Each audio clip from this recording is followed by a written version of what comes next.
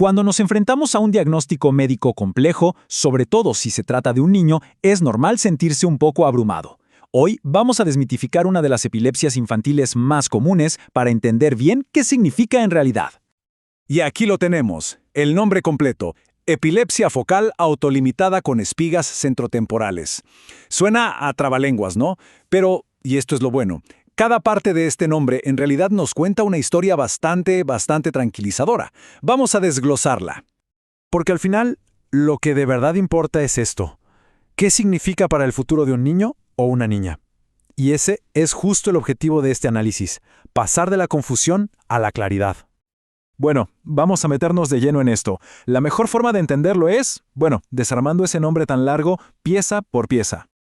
Primero que nada, autolimitada. ¿Qué quiere decir eso? Pues que la epilepsia se va sola con el tiempo. Así de simple. Luego, focal.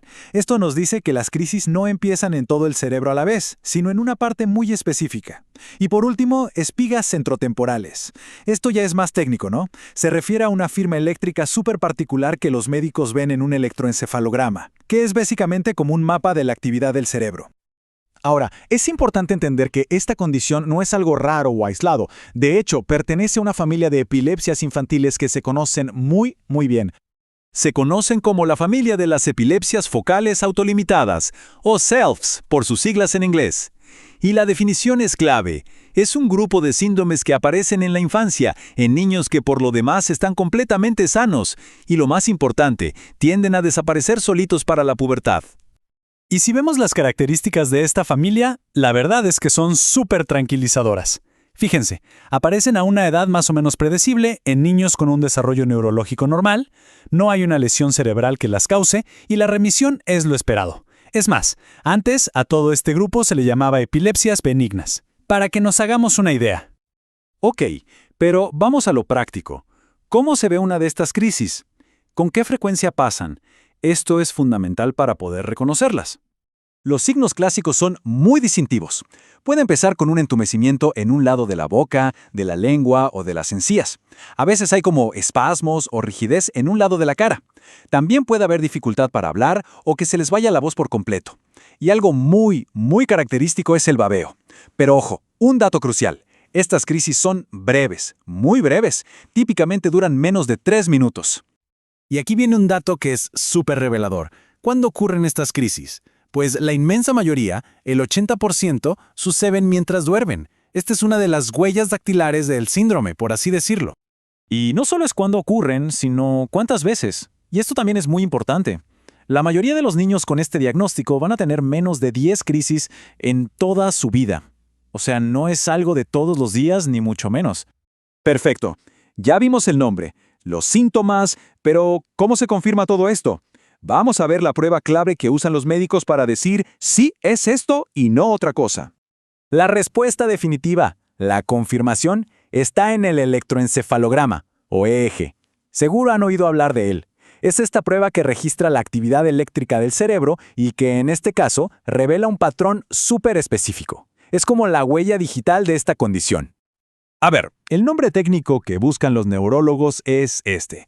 Prepárense. Complejos de ondas agudas y lentas centrotemporales de gran amplitud. Suena complicadísimo, pero en el fondo es solo una descripción súper precisa de la forma, la ubicación y el tamaño de esa onda cerebral que les confirma el diagnóstico. Y aquí está el truco, por así decirlo. Este patrón de ondas tan particular, ¿cuándo se ve mejor? Pues se activa o se vuelve mucho más claro cuando la persona está somnolienta o durmiendo. Por eso es que muchas veces el EEG se hace de noche, para poder pescar esa firma eléctrica tan reveladora. Muy bien, ya desarmamos el nombre, vimos los síntomas, entendimos el diagnóstico, ahora vamos a la parte que seguramente es la más importante de todas, el pronóstico. ¿Qué pasa a largo plazo? Primero, un dato de contexto.